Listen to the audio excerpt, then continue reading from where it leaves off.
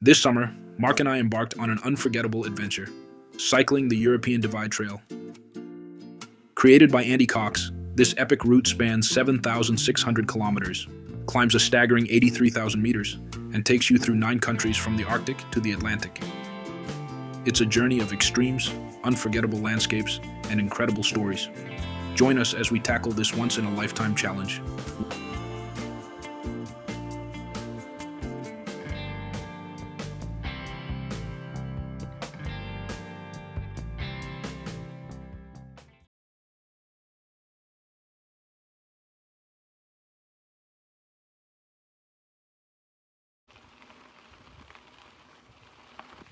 After a toast and cortado, we head out, once again cycling through olive-covered hills. The dusty roads make us look like we just raced Strade Bianche, and I constantly wipe my bike computer to see the route.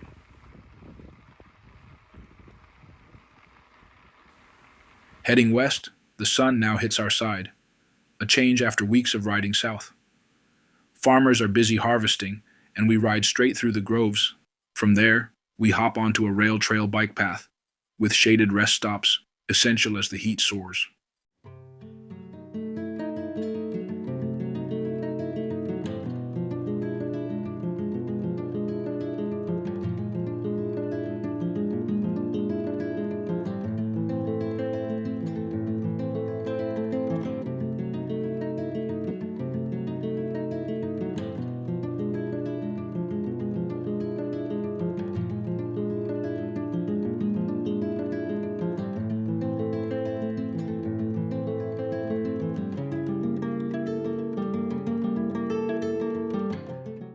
We pace ourselves, taking frequent breaks, and stop in Martos, where the path ends after 130 kilometers of olive groves. We eat breakfast at the hotel with supermarket bread. At 7:30 a.m., it's still pitch dark outside, but by 8 a.m., as we start cycling, the sun begins to rise. Leaving Martos, perched beautifully on a hill, we re-enter the endless olive groves, a stunning but repetitive sight. The rolling paths make for smoother riding compared to the steep climbs. The cloud cover helps, keeping the heat at bay. The clouds clear and the heat returns. A steady wind helps, but soon we leave the olives behind and enter a barren, desert-like landscape. The sandy tracks make for slow riding, and shade is non-existent. We're grateful for the extra water. It disappears fast.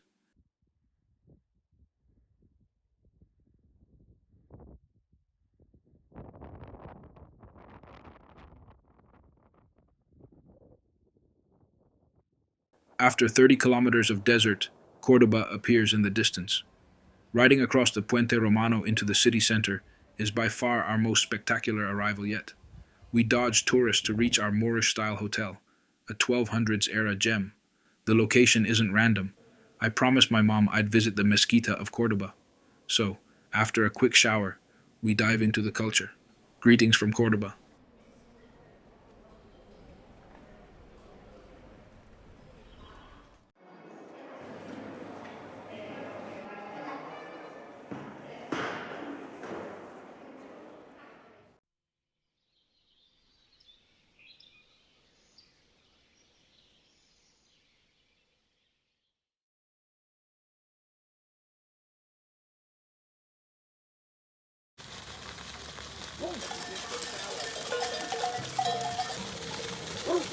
Leaving Cordoba, we detour around a construction site and hit a fast gravel path along a canal until a sheep herd and rocky terrain slow us down.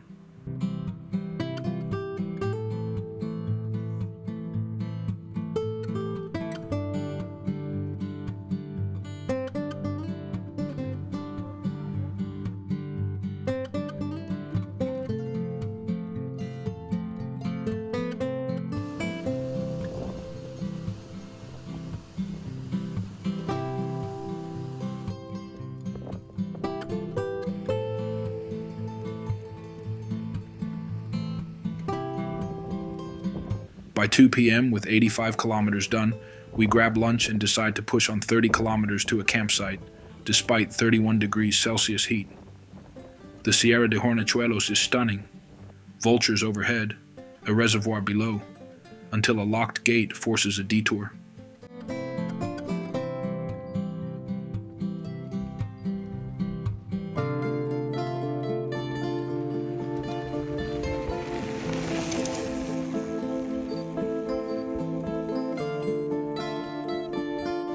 After 16 kilometers of rough hiking trail, we reach a village lake where Mark takes a dip.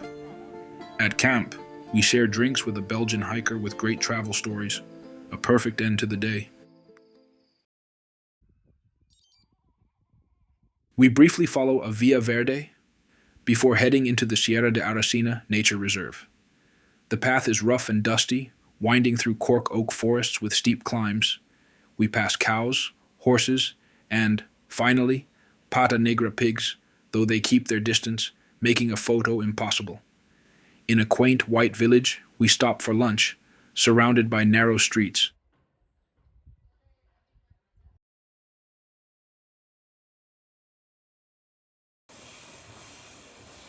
Dark clouds gather, but as soon as we start climbing again, the sun is blazing.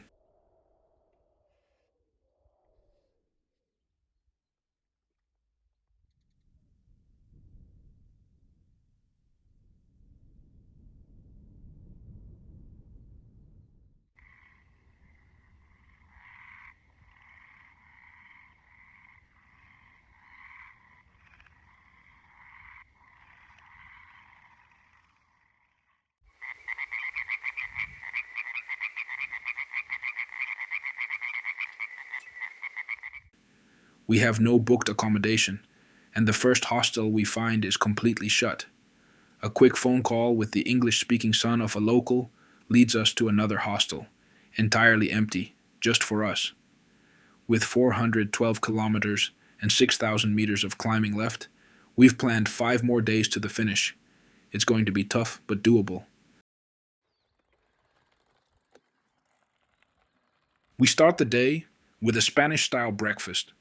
Toast with crema de sobrasada and Iberico ham, plus a big bowl of yogurt. Ready to roll, we head straight back into the Sierra de Aracena y Picos de Aroche.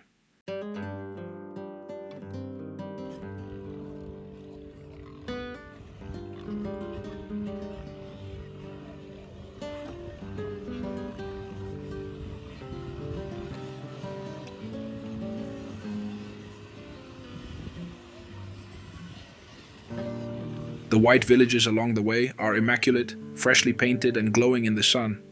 At a crossroads, we see our first sign for Portugal. Not for today, but it's getting close.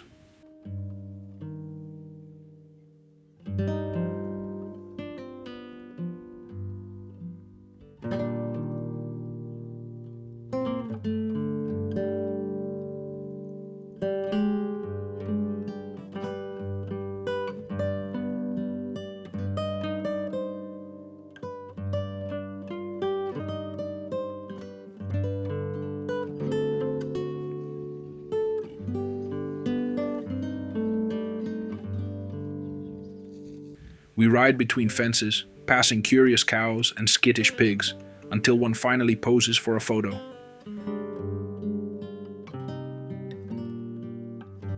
The Camino route guides us, though it feels more like a hiking trail than a bike path. Rocky, technical, and slow going, with plenty of climbing.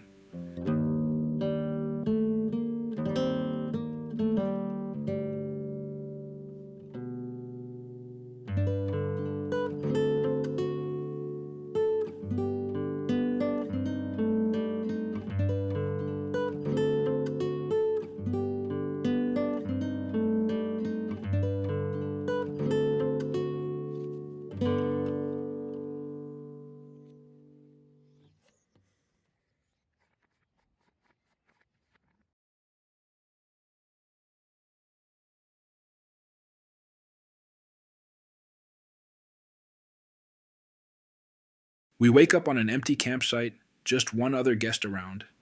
Picking up the route past the village, the rocky, narrow trails continue, flanked by fences with sheep, cows, or pigs, usually guarded by a dog, either barking or indifferent.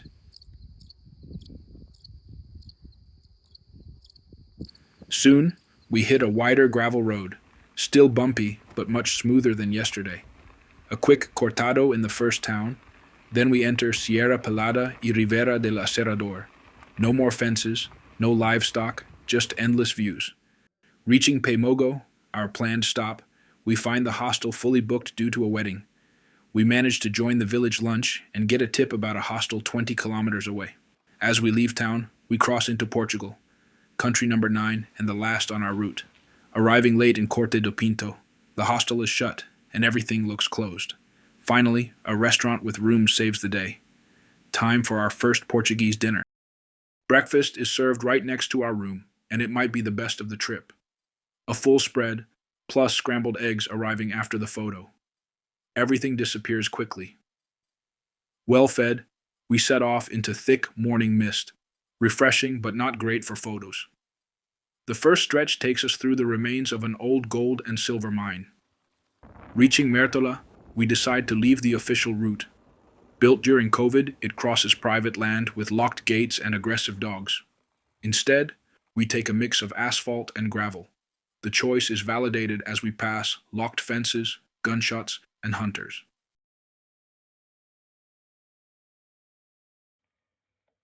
Lunch is in Castro Verde, a lively town with actual tourists. Afterward, we enter a dense, jungle-like nature reserve full of steep hills. We arrive in Santa Clara Avelia, and of course, our B&B sits on top of another hill. 126 kilometers in the legs today. After another well-prepared breakfast, we start later than usual, as today's ride isn't too long. Sticking to our adjusted route, we head west before dropping south, avoiding private land.